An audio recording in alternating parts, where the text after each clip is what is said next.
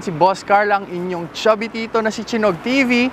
Ngayong araw na to magbabakasyon na naman tayo guys. Babiyahe tayo ng papuntang Pangasinan dahil may malupit daw na Hidden Paradise Resort doon at ang tawag doon ay ang Bani Hidden Paradise Resort.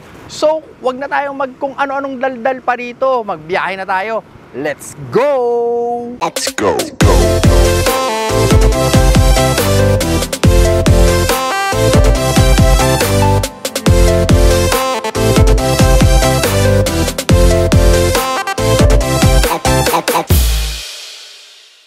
Bani, Pangasinan is a 5-hour drive away from Metro Manila. So kung nakakotse kayo or may big bike kayo, dadaan kayo ng NLEX, SCTEX, tsaka T-Plex, and then exit kayo ng Paniki. Kung small bikes naman, MacArthur Highway yan, at kung hindi ko alam kung saan kayo dadaan. But the good thing is, searchable siya sa Waze. So napakadaling hanapin kung saan pupunta dahil mabilis mo makikita sa Waze and Google Maps, depende na kung ano yung trip mong gamitin. So makikita natin guys kung sulit ba ang 5-hour drive papunta ng Bani, Pangasinan sa Bani Hidden Paradise Resort dahil ang dagat doon guys, West Philippine Sea.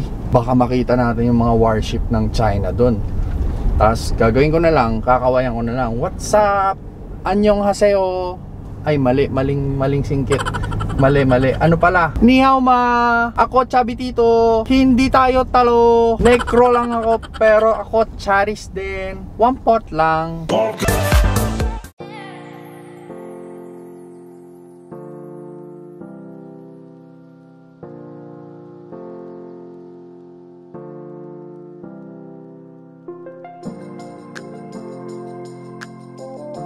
So guys, nandito na tayo ngayon sa loob ng Bani Hidden Paradise Resort at titignan natin kung sulit nga ba ang 5 oras na biyahe mula sa Metro Manila. Tara, ikutin natin to. Yan, dito na tayo guys. Tignan nyo naman, pintuan pa lang pang akin namin. Ang laki. Tapos makita nyo naman dito, lobby pa lang guys. Sobrang cozy, very homey, as in very homey.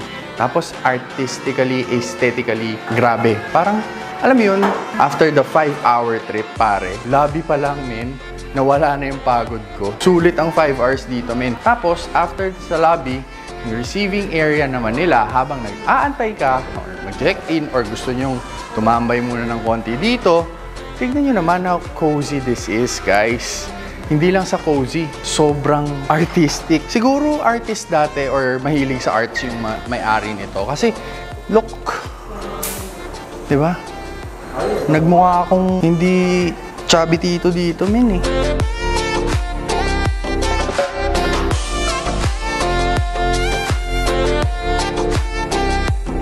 Kung meron man kayong gustong gawin na kahit anong business meeting or meeting, for example, gusto nyo lang mag-trip at gusto nyo mag-meeting, tignan nyo naman guys, very big and very spacious conference room. And this is available here at Bani Hidden Paradise Resort. Hindi lang makakapag-relax, makakapag-usap din kayo ng pagkakaperahan. Punta natin yung kwarto natin. Excited na ako. Tara! So, eto na yung kwarto natin, guys. Ikutin natin ng saglit. Now, this room, guys, is 8,000 pesos per night. Pero, huwag kayong mag-aalala. Good for 8 packs to, guys. So, lumalabas, sobrang mura. Kasi parang 1,000 per head lang. Tapos, makukuha mo na lahat ng nandito. Sobrang ganda. Alam nyo naman, ang chubby dito nyo, guys. Mahina ang tiyan ko. So, kailangan maganda ang CR. Tingnan natin yung CR. Heated shower at may bidet. Yun ang importante. Tapos, pagpasok natin ng konti dito, andito na yung water closet at saka yung sink. Meron na rin yung kasamang toiletries para, syempre, ramdam na ramdam mo yung pagiging hotel niya, di ba? Pagdating naman dito sa bedroom, guys, medyo maliit, pero very spacious na to, lalong-lalo na kung hindi naman kayo kasing lalaki ko. But, sa laki kong to, guys, tignan nyo naman yung bed. Malaki to for me. And good for 2 lang to, guys. Pero by the size of this, parang nag-soler, men. Ang pinakamasaya sa lahat, andyan yung restaurant, may pool sa tabi, tapos yung beach, konting gilid. Bukas, sisilipin natin yan. Ngayon, magpapahinga muna tayo, magre-relax, tapos kainan muna tayo. Tara! What's for dinner? Sinigang na baboy with sobrang daming rice. At saka pork steak. Yan, batiin mo si ate. Kain tayo guys.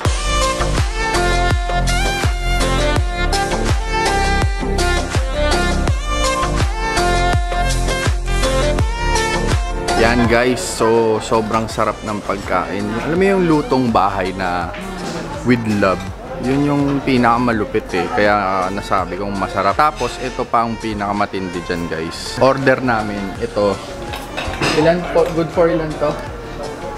Good for 5. Sabi ni Noemi, good for 5. Tignan nyo naman ilan kami. 7 kami guys. 7. Ito yung natira sa good for 5. So ang dami. Yung pinakbet, good for 2 men. Good for 2. Isang bandehado is good for 2. Tapos yung bistek, pork pala, pork steak, good for 2 din yun. So mukhang yung mga kumakain dito na good for 2. Ang tatakaw siguro, men. Kasi hindi namin... 7 kami, tol. 7. So technically, in order namin, sobra lang dapat ng 2 tao. Pero kaya pa magpakain ng ilang tao nung natira namin. 'Di ba? Mura yung food.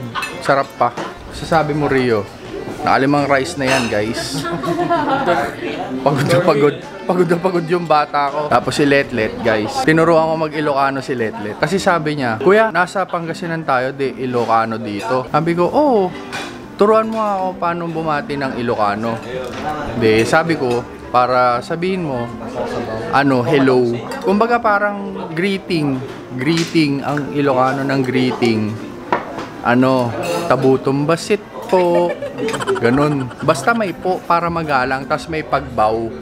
Tabutong basit po. Sabi ko. Ngayon, sinabi niya, min.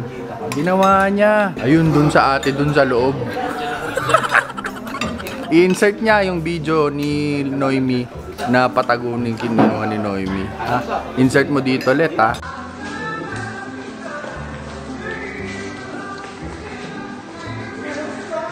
Ay, Nami. Ma'am, saan po ka kakain? Saan ba tayo? Daan. Diyan na lang siguro. Ayun, sabi mo kay ate. Tabutong batsit po. Kayo na. Tabutong batsit po.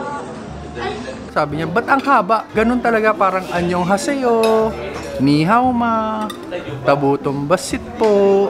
Magbabaw ka para magalang. So, sa mga Ilocano dyan, ilakomot na. Success!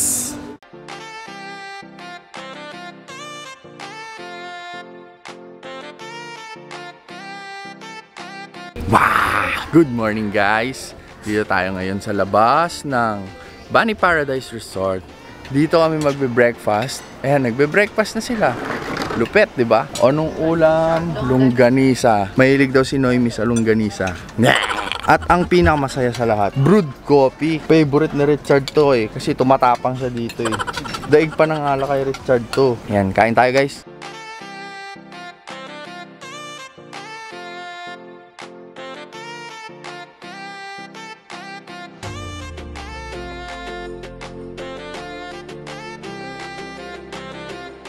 So kasama natin ngayon ang owner guys ng Bunny Hidden Paradise Resort na si Sir Charles. Sir Charles! Hi! Morning! Unang tanong sir, may tanong lang akong konting-konti.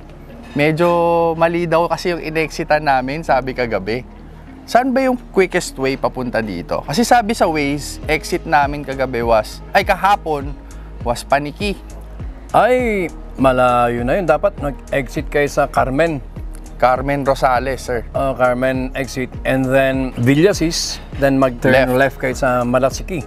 Okay. So, quick tip guys. So, sasabihin ni Waze, baka sabihin ni Waze like us, Paniki Tarlac. So, from sir, Carmen Rosales kayo mag-i-exit guys ha. Alright? And then next sir, ano po yung mga activities and amenities na available dito sa resort ninyo?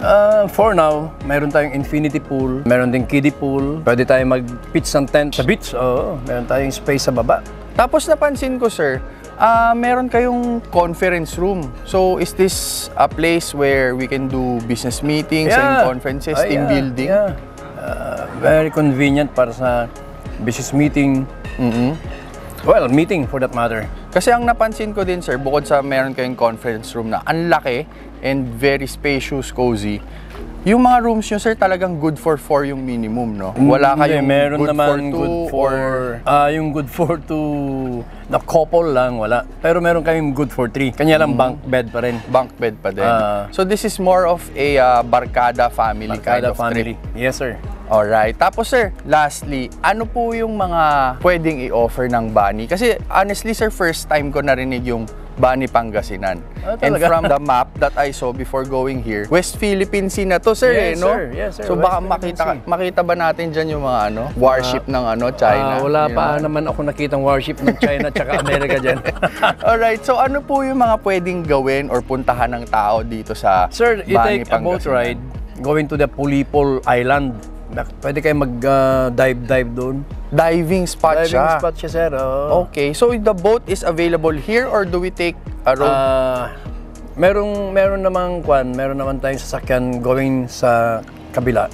Malapit lang, mga 10 minutes ride from here. Alright, so is it safe to say that Bani Hidden Paradise Resort? Kasi napansin ko talagang, una sir, honestly, pagpasok ko, sabi ko, ang ganda, pintuan pa lang, talagang very artistic na. Is it something that was inspired by you na, what was the inspiration behind the aesthetics nung resort? Honestly, it just came.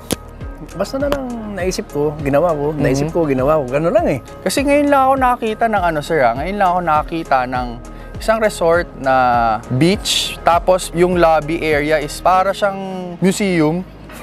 In short of a museum. Ay, talaga? Oo sir, kasi one friend of ours, si Jay Taruk, sa kanya lang ako so far nakakita ng pintuan na ganun kalaki. Pangalawa yung sa'yo, sabi, parang Jay is known for being artistic in So sabi ko, baka artsy-fartsy si sir, may-ari. Actually, I have a doctor friend from Pampanga.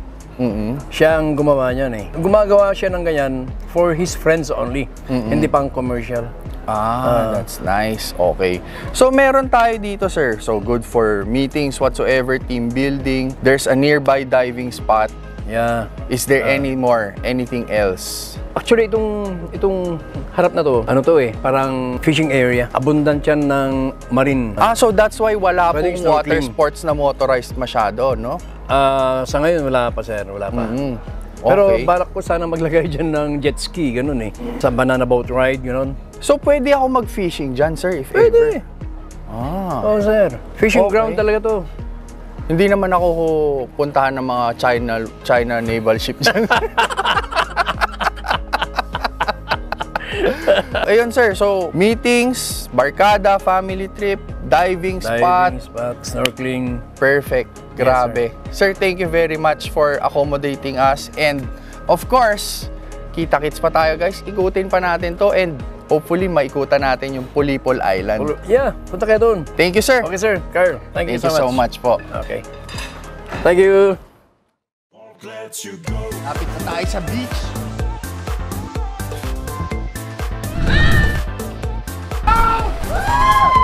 Let's go!